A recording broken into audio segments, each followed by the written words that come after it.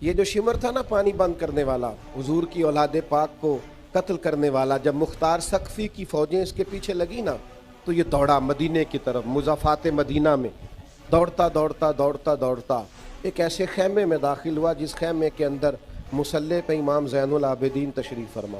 یوں نظر اٹھی امام علی مقام۔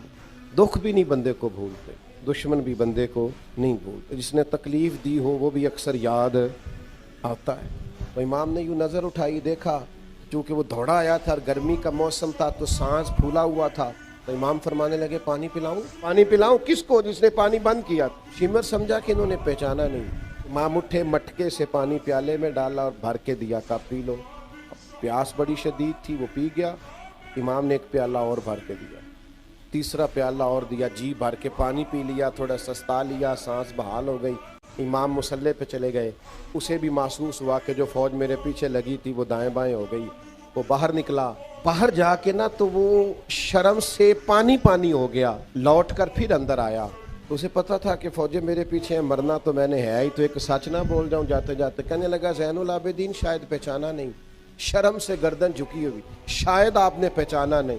امام اللہ کا ذکر کر رہے تھے، یوں آنکھ مبارک اٹھائی، فرمایا کربلا میں میرا سارا خاندان تو نے پیاسا ذبح کر دیا، میں تجھے بھلا سکتا ہوں؟ تو جیسے ہی اندر آیا ہے مجھے 6 ماہ کے علی اصغر کی وہ خون میں لت پت لاش مبارک یاد آ گئی تھی۔ تو جیسے ہی اندر آیا مجھے چچا عباس کے کٹے ہوئے بازو اور ان کی درد یاد آئی تھی، اور تو جیسے ہی اندر آیا ہے مجھے اپنے باپ کا نیزے پہ چڑھا ہوا سر یاد آیا تھا۔ کہتے کہتے امام کے پھر آنسو نکلے، آنسو پوچھے تو شمر گھٹنوں کے بل بیٹھ گیا۔ کہنے لگا زین العابدین پہچان گئے تھے تو پھر پانی کیوں پلایا؟